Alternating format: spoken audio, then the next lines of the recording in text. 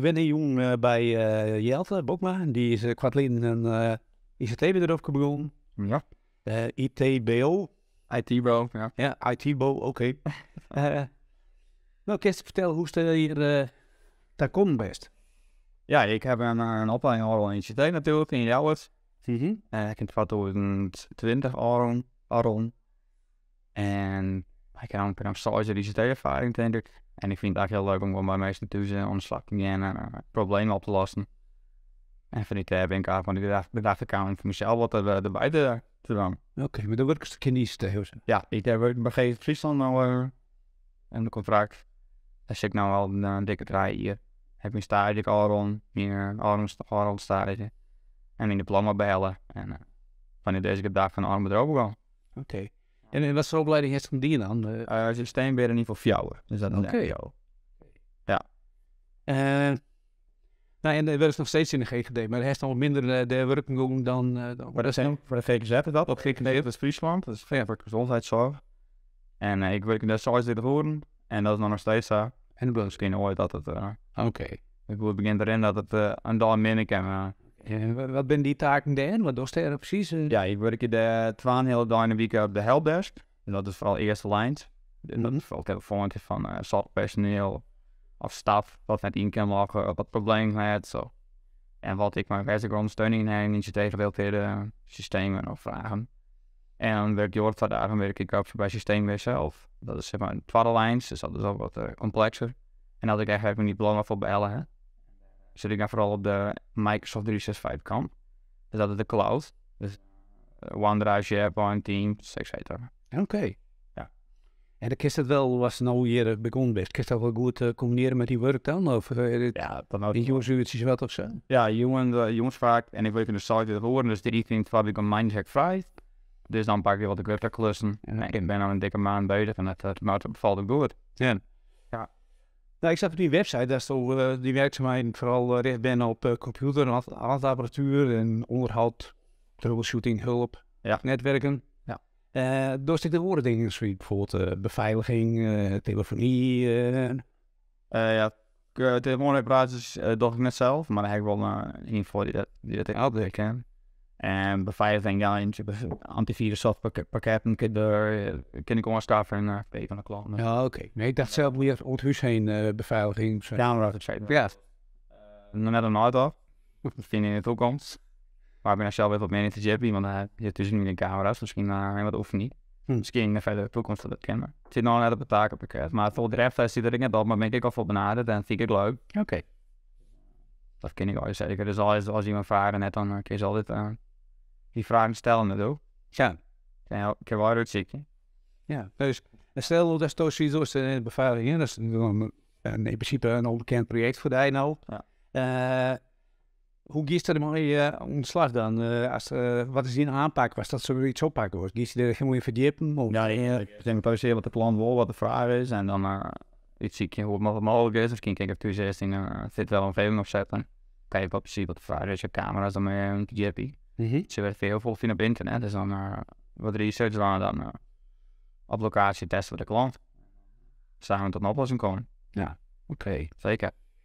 Hey, en welke ICT-gerelateerde blog, websites, Twitter-accounts houdt je in de gaten? En plaats zelfs wat op online of zo? Ik lees veel forums. Ik zie heel veel YouTube-filmpjes, dat sowieso. En ik leer heel veel van mijn collega's momenteel. Want die hebben heel veel ervaring. Super belangrijk voor mij. Dus daar leer ik heel veel van. Ik moet van mijn partijers op Friesland dan. Momenteel leer ik heel veel aan mijn ding. Maar zelf post ik net even informatieve filmpjes of post ik net op een blog of iets. Nee. En hoe hoort dat in tech skills nou bij de GGD of weer gezet? Ja, geef het mijn dagelijkse werkzaamheden natuurlijk. Dat de eerste steeds natuurlijk. Dat wel dit erover in de rest, want wij natuurlijk ook up-to-date blijven al het systeem. Maar ik wil toch thuis dingen op te zetten. Om mijn hartstikke in ICT, weet je wat leuke projectjes erin. En dus nou gewoon voor een ander bedrijf. Gewoon volle blauwe lijst en volle blauwe proberen en dan ja. wil je wel bij. Welke twee ontwikkelingen in de ICT sector gaan de komende jaren per oren tekst? En welke gevolgen hebben het voor die? Ja, alles dit meer naar de cloud. Dus voor hen is vol meer beheer even lokaal. En als er bijvoorbeeld een storing is, zullen we wat hier een Microsoft een grote storing. Voor hen is maar heel ICT die die storing op oplost. En nu is de klant of die medewerkers vertellen dat het bij Microsoft loopt. Dus het beheergedeelte is dan wat minder. En keer zijn we dan naar de cloud en dit meer afhankelijk van Microsoft zelf of andere clouddiensten. Dus dat is heel vol. En dat is misschien, ik denk dat ze nog meer op cloud security even meer baseren, maar ze hebben dan meer teams op en op privacy gebeuren. Dus ik denk dat dat het bedrijf ding ben. Oké. Met welke technische producten werkt het liefst en welke liever niet? Welke technische producten het liefst? Ja, ik denk toch persoonlijk zelf gewoon maar computers en laptops, dat vind ik het mooist. Ja. Ik denk ik de meeste ervaring mee. En daar heb ik het minst mooi.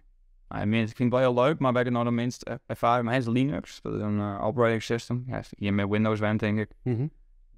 Ja, Linux is dan een operating system. Dat is dan open source. Dat is heel veel bekend in de ICT-wereld. Maar dat is wel vrij complex, maar dat is wel heel interessant. Oké. Maar dat is van nou misschien nog wat... te veel nog. Ja. Oké. Dat is dient van de bieden zeker nog. Ja. En heeft die bedrootje, heeft dat ondertussen al wat klantenkringetje opgebouwd? Of heeft al wat werkzaamheden die? Ik heb wel wat werkzaamheden die. Ja, ik ben bijvoorbeeld een maandje hier op een vrijdag, dus ben ik heel dag in Makkum geweest. Oké. Catfix Engineering. Zeg maar, iemand mensen al in Reduzum. En hier maar benaderd. Contact van een afspraak maken en ben ik bij mijn kantoor geweest. Oké. Dan heb ik een servermigratie in.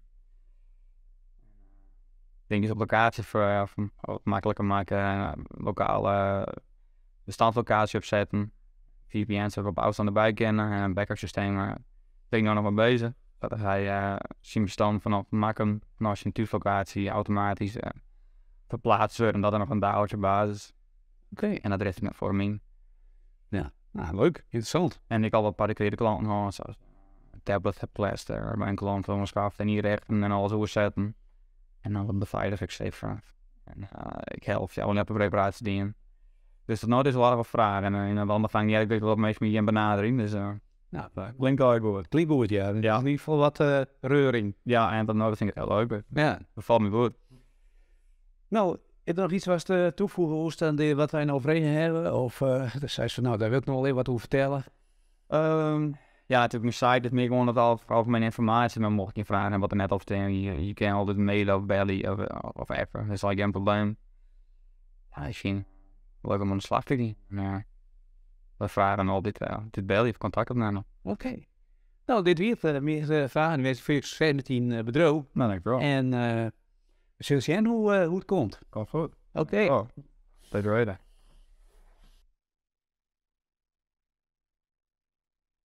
Want, en dan moest eigenlijk met meerdere mensen de opmaken toch liek ergens dank hebben. Ja. Nou, maar SharePoint vraagt. Ja, maar ja, die moet je ergens neerzetten of niet? Ja, dat kan hier in de cloud een keer van een internet, een keer omschaffen. Nou, dat kost wat, maar dat is misschien een vrij goed keer. Dan met je een non-profit organisatie binnen, denk ik. Ja, zeker. Maar wij hebben geen yield, dat is het probleem. Ja, precies. Dat Microsoft die jou dan 40% kwad in. En je bent hoeveel mee kan bellen? Nou, maar eerst gewoon zit waar, denk ik. Ja, dus als van het vaker broekers zegt, dan is het net steward. Dan kun je dat opzetten en dan kun je het in een cloud omgeven. Dan kun je de broekers ommaatje, dan kun je de beveiliging inrichten van hij is bijvoorbeeld een SharePoint om jou en dus dan kun je een site ommaatje en dan kun je dan wel erbij. En dan heeft de bestand in de cloud en die kun je dan benaderen maar een specifiek account. Ik neem maar wat. Joop wordt erbij, Joke, appsite, linepraat.nl, ik neem maar wat. Die log in, die kennen bij het bestand. En dan kun je dan natuurlijk met uitbewerkje wel een bij maat, ik neem maar wat. Ja, dan moet je een keer zien. We hebben dat gedoe met Google Drive vind ik ook niks. Nee, dat is net handig. Nee. En hij is echt een andere omgeving, dat is echt per ideaal. Ik heb precies wat het kost, ja, maar er is heel veel oplossingen. Maar voor dat drive, dat broeken wij echt. Ik ben penningmeester van Reduzum.com en dan zet ik de financiële overzicht erin, zodat iedereen dat kent. Nee, oké, dat weet ik. Maar ze zal ik Zo die drive eigenlijk. de site ik op een kist met dat bestand ook al heen en weer pingpongen de hele tijd, maar dat is niet heel. Als je was ik even dan, dat is dan op de keer een NAS.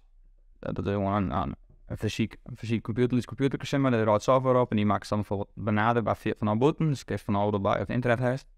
Maar dan maak je wat accounts of niet in die erbij maakt. Maar die zegt van beveiligd dan maar zo'n zoals je gecode in de telefoon zien maar spullen, dan two-factor. Pas als die jetzt in worden.